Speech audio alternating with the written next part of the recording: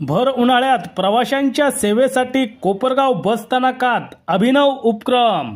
याबाबत सविस्तर वृत्त असे की ओमप्रकाश दादाप्पा तथा काका कोयटे यांचे नेतृत्व व मार्गदर्शनाखाली अहिल्यानगर जिल्ह्यातील कोपरगाव तालुक्यातील समता नागरी सहकारी पतसंस्था, समता चॅरिटेबल ट्रस्ट कोपरगाव, तालुका व्यापारी महासंघ कोपरगाव, तालुका किराणा मर्चंट असोसिएशन, समता इंटरनॅशनल स्कूल या संस्थांच्या माध्यमातून अनेक सहकार शैक्षणिक सामाजिक क्षेत्रात नवनवीन योजना व उपक्रम राबवित असून कोपरगावांच्या हिताची सामाजिक कार्य करत सामाजिक बांधिलकी जपत आहे। सध्या उन्हाळ्यात मोठ्या प्रमाणात ऊन जाणवत आहे।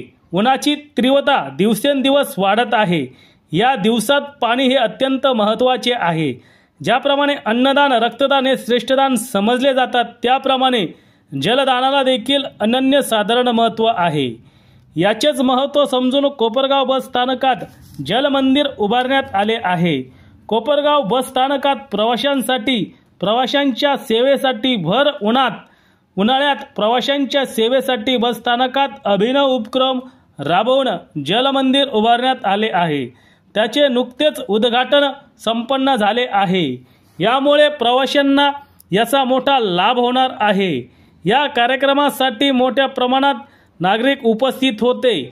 कोपरगाव बस स्थानक येथील पाणपोई उद्घाटन प्रसंगी प्रसिद्ध व्यापारी दीपक अग्रवाल, चित्रा चांगदेव शिरडे, गुलाबचंद अग्रवाल यांची सूचना सो शिल्पा अग्रवाल, मोनिका अग्रवाल, आगार लेखकार SR गवळी, वाहतूक निरीक्षक अविनाश गायकवाड, नवयुक्त वाहतूक निरीक्षक अमित हंपे, वाहतूक नियंत्रक संजीव गाडे, विशाल गुंजाळ, गौतम खरात, अनिता वाघ, उज्ज्वला सोनोने, प्रतिभा चव्हाण, लता देटे, आशिष कांबळे, विनोद रोहम, रामहरी गव्हाणे, HR दारणे आदी प्रमुख पाहुणे उपस्थित होते। सदर पाणपोईचे उद्घाटन नायब तहसीलदार प्रफुल्लिता सातपुते मॅडम यांच्या हस्ते करण्यात आले आहे।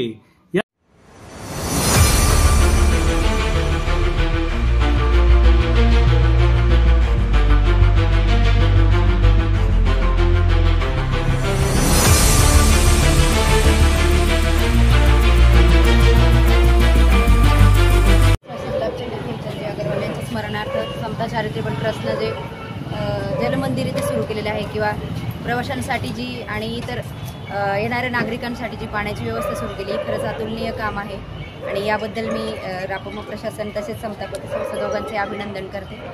उन्हाळ्याचं एवढं टेम्परेचर आहे, एवढं तापमान आहे आणि या प्रसंगी बऱ्याच प्रवाशांना बऱ्याच वेळा पाणी वेळेवर मिळत नाही आणि समता पतसंस्थेने किंवा चॅरिटेबल ट्रस्टनं बसमधल्या प्रवाशांपर्यंत पाणी देण्याची जी सुविधा केलेली आहे, त्यामुळे प्रवाशांना एवढ्या उन्हाच्या दिवसामध्ये आरामदायी वाटेल अशी ही सुविधा आहे। आणि याबरोबरच मी समता चॅरिटेबल ट्रस्टचा अभिनंदनही करते आणि त्यांना शुभेच्छा देते की त्यांचं असं मानवतावादी जे कृत्य आहे ते वारंवार होत राहू, त्यांच्या हातून असं पुण्याचं कर्म होत राहू, याकरता त्यांना शुभेच्छा। थँक्यू। हेमचंद अग्रवाल यांच्या स्मरणार्थ समता चॅरिटेबल ट्रस्टच्या वतीने जल मंदिरचे आज उद्घाटन झालेलं आहे। आज आपण पाहतो इथे जे आलेले जसे सातपुते ताईस, तसेच आता सातपुते ताईस, तसेच संपूर्ण आपला बस स्टँड कोपरगाव बस स्टॉपचा संपूर्ण स्टाफ व सगळं उपस्थित सगळ्यांचे मी प्रथमतः स्वागत करते। हा कार्यक्रम आपण हे जल मंदिर जे आपण आहे ते आपण दरवर्षी करतो। ह्यास आपण पाहतो की गुलाबचंद हेमचंद अग्रवाल यांच्या स्मरणार्थ जे आपण आज या जल मंदिरची स्थापना केलेली आहे, त्याच्यासाठी की असं मी सांगते की आज अग्रवाल जे आहेत यांची संपूर्ण फॅमिली आज ST डेपोमध्ये आधी सुरुवातीला जे हेमचंदजी अग्रवाल जे आहेत त्यांनी संपूर्ण आपलं आयुष्य वेस्टी कॅन्टीनच्या ह्याच्यामध्येच घालवलेलं आहे। त्यावेळेस गुलाब शेट्टीवर त्याच्यामध्ये भरपूर त्यांना सहकार्य केलेलं आहे। त्यांची संपूर्ण फॅमिली, अग्रवाल फॅमिली सगळी ST स्टँडच्या कॅन्टीनलाच च काम पाहते आहे।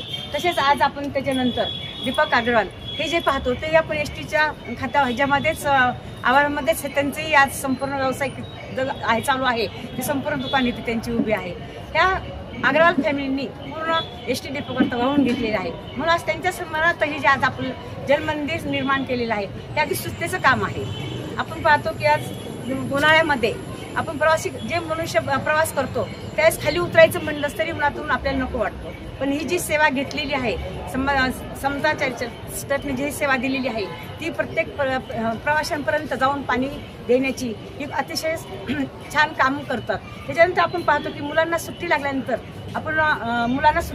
जे मुलं आपल्या इथे सहकार्य करतात त्यांना मी खूप शुभेच्छा देते. त्या छोट्या छोट्या बालकांना, छोट्या छोट्या मुलांनी जे आज मोठ्या मोठ्या पुरुषांपर्यंत पाण्याचं काम करतात, हे पुण्याचं काम करतात.